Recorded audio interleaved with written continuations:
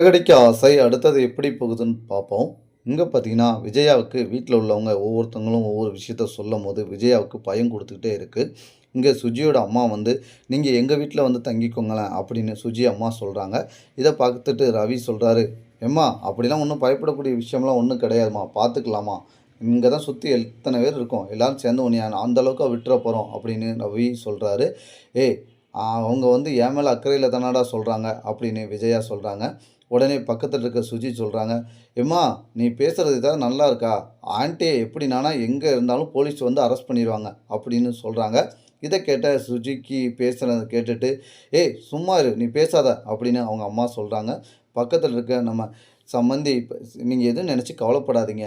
அப்படிலாம் ஒண்ணும் நடக்காது. அந்த அளவுக்குலாம் நாங்க விட்டுற மாட்டோம். அப்படின்னு பயப்படாதீங்க. பார்த்துக்கோங்க" அப்படின்னு சொல்றாங்க சுஜியோட அம்மா. உடனே பக்கத்துல இருக்க பார்வதி அம்மா சொல்றாங்க, "பார்வதி நீ இவங்க சொன்ன மாரி கேரளால போய் நம்ம கொஞ்ச நாள் இருந்துட்டு வந்துருவோமா?" அப்படின்னு பார்வதி அம்மா சொல்றாங்க. "அதெல்லாம் வேண்டாம் பார்த்துக்கிடுவோம். இங்க தான் சுத்தி எல்லாரும் இருக்காங்களா?" அப்படின்னு சொல்லிட்டு போறாங்க.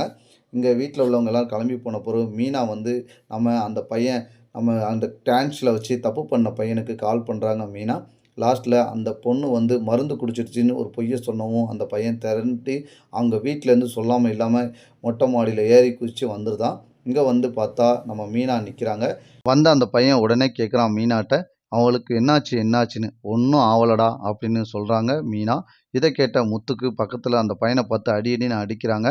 அடிச்சோனே நம்ம மனோஜ் என்ன பண்றாரு அப்படின்னு பார்த்தீங்கன்னா, ஏற்கனவே ஆல்ரெடி அவங்க வீட்ல போய் பேச போறேன் அப்படின்னு பொண்ணு வீட்ல போய் நம்ம ரோஹிணி அவங்களும் போய் பேசி, அங்க சிக்கி அடி வாங்கிறாரு மனோஜ். அங்க இருக்கிறது எங்க வீட்ல உள்ளவங்க யாருக்கும் தெரியாது. முத்து, மீனா, அண்ணாமலை, அதுக்கடுத்து விஜயா யாருக்கும் தெரியாது. அங்க போய் நம்ம ரோஹிணியும், நம்ம மனோஜும் சிக்கி அவங்க வீட்ல தான் இருக்காங்கன்னு. இங்க முத்து வந்து என்ன பண்ணியிருக்காருன்னா, இவன் இந்த மாப்பிள்ளைய அடி அடின்னு அடிச்சோனே, "உங்க அப்பா, அம்மாவ நேரா அந்த பொண்ணு வீட்டுக்கு வர சொல்லுடா" அப்படின்னு போய் சொல்லவும், அவங்களும் கிளம்பி வந்துருதாங்க. வந்தோனே ஃபர்ஸ்ட்டு 2 பேருக்குள்ள சண்டை போட்டுக்கிட்டு இருக்காங்க. இத பார்த்த முத்து சொல்றாரு, "இப்போ உள்ள காலகட்டங்கள்ல எல்லாம் மாறி போய் இருக்கு. நீங்க பார்த்து எதுனாலும் விவரமா சொல்லி பேசி இது பண்ணுங்க" அப்படின்னு சொல்றாங்க.